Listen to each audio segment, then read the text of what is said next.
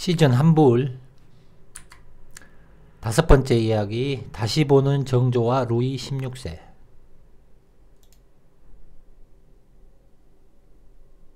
자, 세계사관 역사연구 다시 보는 정조와 루이 16세. 글은 2014년 4월 15일. 자, 이렇게 보면 내용이 이거 이 한 블록을 가지고 한 시즌을 해도 될 정도로 이게 사실 데이터가 공부해야 할, 또 관점을 바라봐야 할 방대한 내용입니다. 자, 이것을 뭐 오늘 한 편에 다 볼 수는 없고, 일단 한번 쭉 내려봤습니다. 그리고 이 묶음은 이렇게 다시 보는 정조와 루이 16세, 다시 보는 영조와 루이 15세, 다시 보는 숙종과 루이 14세. 자, 이걸로 사실 이 제목만으로도 사실 이게 충격적이면서 이제 일반 사람들이 봤을 때 또 이해하지 못할 범주의 글이죠. 일단 요 세 묶음을 한번 묶어 보겠습니다. 자, 그리고 이거는 꽤 오래된 글이고 보신 분들도 있을 거라고 보고, 일단 이렇게, 자, 이미 강조되어 있는 정조와 루이 16세, 영조와 루이 15세, 숙종과 루이 14세. 이제 그리고 이 중간이 사도세자가 이제 이건 프랑스로 연결되는 사도세자와 도팽 페르디낭이랑 이렇게 연결이 되는 겁니다. 정조전의 사도세자, 영조, 숙종, 루이, 도팽 페르디낭, 15세, 14세. 이렇게.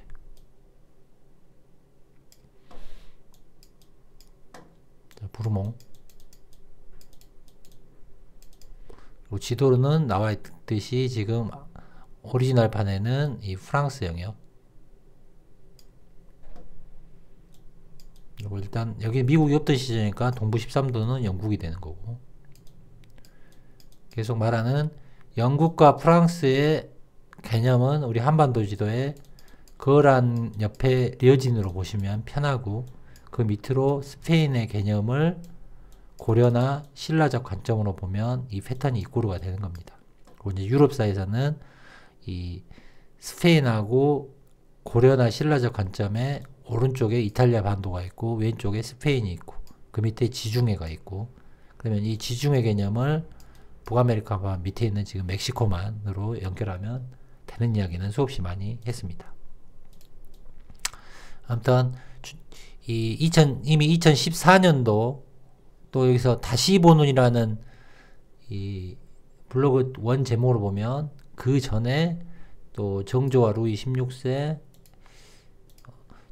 이 다시 보는이란 말이 그 전에 이미 이 개념에 글이 있었다는 이야기 같은데, 이거는 저도 잘 모르겠습니다.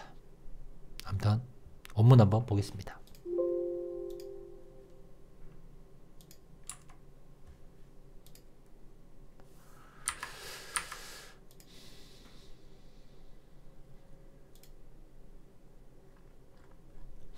자, 이제 헤드 뭐 한 줄 요약 같은 거 언제나 앞에 쓰십니다.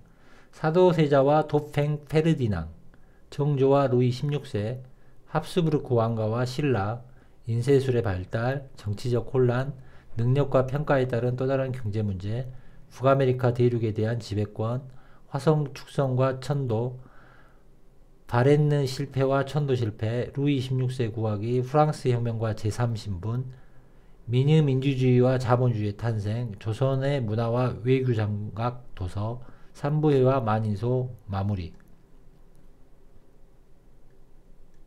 자, 이제 사도세자와 도팽 페르디낭하고 이게 1735, 1762, 1729, 1765 사도세자 이 부분은 좀 한번 읽어보겠습니다. 자, 사도세자 장조 추존왕으로 장조가 되는 거고 1735부터 1762 아버지 영조 박해 정치적 박해를 받았으며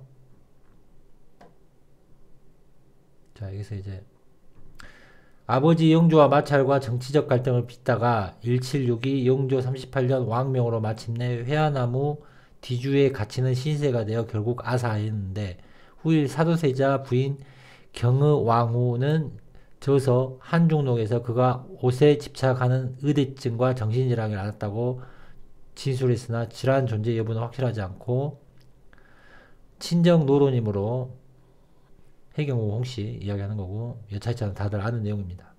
자, 여기서 이제 아시아판에는 회화나무 뒤주에 갇힌 개념이 되고 이 뒤주에 대한 어떤 벌 집행은 과거 몽고 유목민들이 남긴 그 사진도 있지만 이걸 이제 아시아판 세트 이전 아시아판의 로컬에 국한된 이야기로는 뒤주가 맞겠지만 이거를 이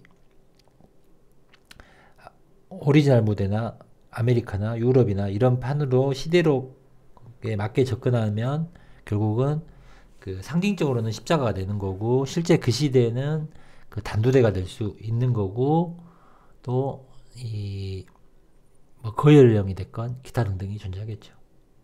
아무튼 이건 비교교차 여러분들이 사도세자 도팽 페르디낭은 이 단락 부분만 또 연결해 부분적으로 보시면 될 것 같습니다. 일단 원문이 기니까 넘어가겠습니다. 그리고 이제 이 유사성, 동일성 이런 것들에 대한 비유니까 자 여기서 한번 사도세자와 마찬가지로 이게 좀 이 표시가 이게 좀 크게 되면 좋겠는데 이게 하겠습니다. 사도세자와 마찬가지로 프랑스 왕세자 루이 페르디낭은 역시 부왕의 애첩 퐁파두르 백작 부인과 갈등하였으며 반오스트리아적 정치관을 갖고 있기도 했다. 세계 사막 역사 관점에서는 오스트리아를 노론으로 보고 또한 자 오스트리아를 노론 그러니까 우리가 이제 오스트리아 합스부르크 가문을 조선어로 비유하고 합스부르크를 오스트리아, 프랑스 부르몬과 그 다음으로 이제 넘어가는 쪽이 등장하는 게 뭐 영국이 됐건 프로이센이 됐건 이제 그런 개념을 분당에 서인, 노론, 소론, 시파, 벽파 이런 식으로 시대별로 얼추 맞습니다. 그리고 이제 어느 정도 패턴 비교를 하시면 되는 거니까. 자, 여기서도 이제 세계 사망역사 관점에 오스트리아를 노론으로 보고 또한 사벌, 신라로 보는데, 자, 오스트리아 더 1700, 1800년보다 뿌리가 있는, 뭐. 자, 오스, 일단 그 원문 위주로 이야기하겠습니다. 프랑스 정치를 좌지우지한 그림자 실력이라고 할 수 있는 퐁파두르 백작 부인 1756에는 합스부르크 군주국의 유일한 여성 통치자 오스트리아 마리아 테레지아 여제와 러시아 엘리자베타 여제와 교류하며 반 프로이센 포위망을 결성하였다. 이거 산부인 연합 이야기하는 거. 오스트리아는 마리아 테레지아, 프랑스는 애처 퐁파두르 백작이 권력을 쥐고 있고 이제 러시아는 엘리자베타 여제. 즉 여기서 이제 키워드 세계 사막 역사 관점에서 오스트리아를 노론으로 보고 자 프로이센은 1657년 대선제후 프리드리히 윌헬름이 폴란드 종주국에서 벗어나 프리드리히 1세로가 되었고 1701년 브란데부르크 중심으로 왕국을 세우게 되었고 그 후 들어선 프리드리히 2세는 부국강병 기치를 내걸고 영역 확보를 들어가게 되자 갑작스러운 프로이센 세력화 확대는 프랑스를 불안하게 만들고 결국 프랑스는 200년간 외교적 숙적이었던 오스트리아와 화해하며 프로이센을 견제하였다. 견제하였으며, 자, 이건 이제 그 7년 전쟁, 오스트리아와 러시아에도 끌어들여 프로이센에 대항하게 되자 이에 프로이센이 프랑스와 대치하던 영국을 지지를 얻어 맞선 전쟁을 치렀고 7년 전쟁, 프랑스, 오스트리아, 러시아, 프로이센, 영국이 이기는.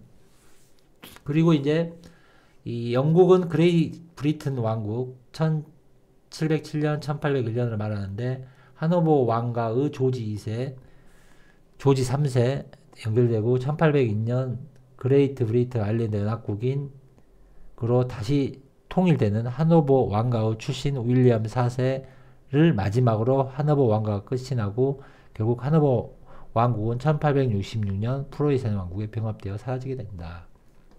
오스트리아, 영국 그레이트 브리튼 왕국, 그 다음에 프로이센의 어떤 이 권력의 흐름 여기서 보여지는 거고.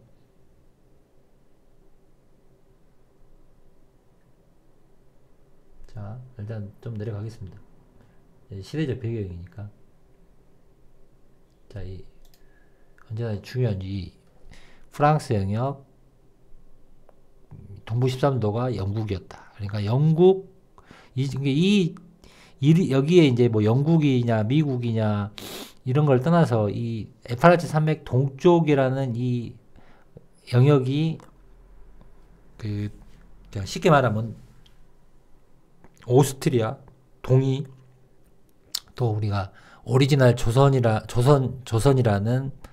그 위치, 그리고 이게 분리가 되는 거. 에파라치 산맥 이쪽으로 이 서쪽의 개념이 오데오하고 미시시피강 쪽은 또 중국의 역할. 근데 이제 이 중국의 역할은 우리가 한반도 아시아판에서의 중국의 영역은 고정이지만 이 오리지널 무대판에서는 지금 오데오하고 지금 프랑스 영역으로 잡혀 있는 것은 만주에서 발흥한 세력들이 중국 역할을 할 때고 더 과거로 가게 되면 당연히 이 부분이 이제 지금 이 프레임으로는 멕시코 또는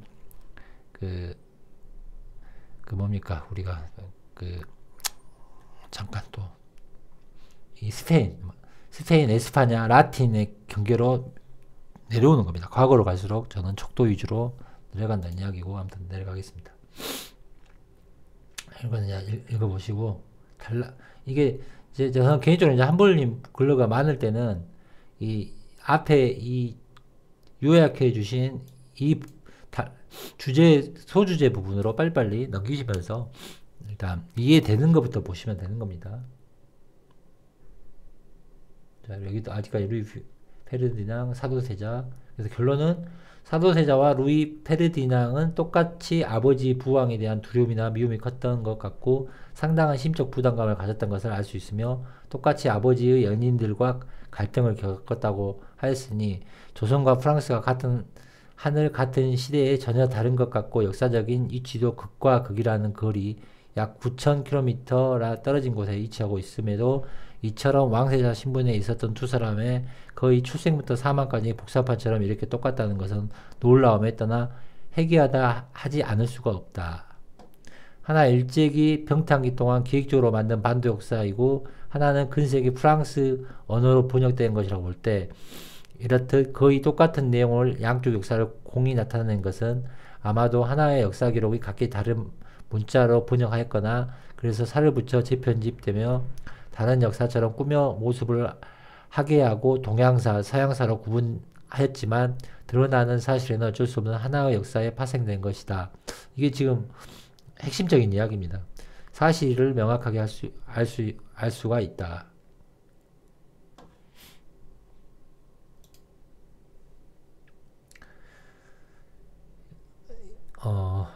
같은 환경, 같은 조건, 같은 위치, 같은 역사가 아니고서는 이렇게 모든 사건이 갖고 일치할 수가 없다. 사도세자와 루이 페르디낭 등은 현재 본 블로그에서 조명하는 세계 사만 역사 연구에서 조선과 프랑스가 극적이고 숙명적인 만남으로 이루어지고 있다는 것이고 양쪽 역사에 존재한 왕세자로서 똑같은 신분에 판매받듯 동일 인물을 볼 수 있다는 것은 세계 사만 역사의 신빙성을 더하는 것이라 하지 않을 수가 없다. 자, 딱 오늘은 이 부분만 하겠습니다. 이 사도세자와 페르디낭.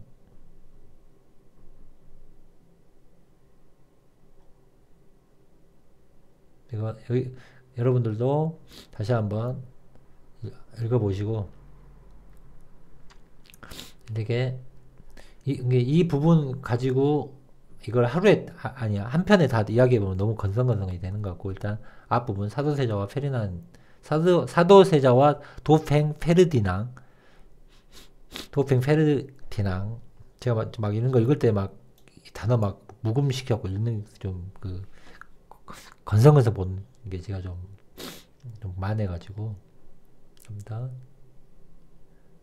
사도세자과 루이 페르디낭의 연결점 왜 그러냐면 앞에 이야기했던 것처럼 이 정조와 루이 16세, 영조와 루이 15세, 숙종과 루이 14세 이 맥락의 패턴에 중간에 끼어지는 사도세자와 도팽 페르디낭 이야기가 핵심이 되는 네 인물이 마우스가 네 인물이 동일성 이야기입니다. 오늘은 사도세자와 도팽 페르디낭까지만 하는 걸로 제목을 좀 바꿔놔야겠습니다. 마우스가 지금 사라졌다 안 사라졌다 하니까 여기서 일단 여기서 끊겠습니다. 자, 후원 또 멤버십 감사드리며 소화되시면 좋아요를 눌러주십시오. 여기까지 하겠습니다.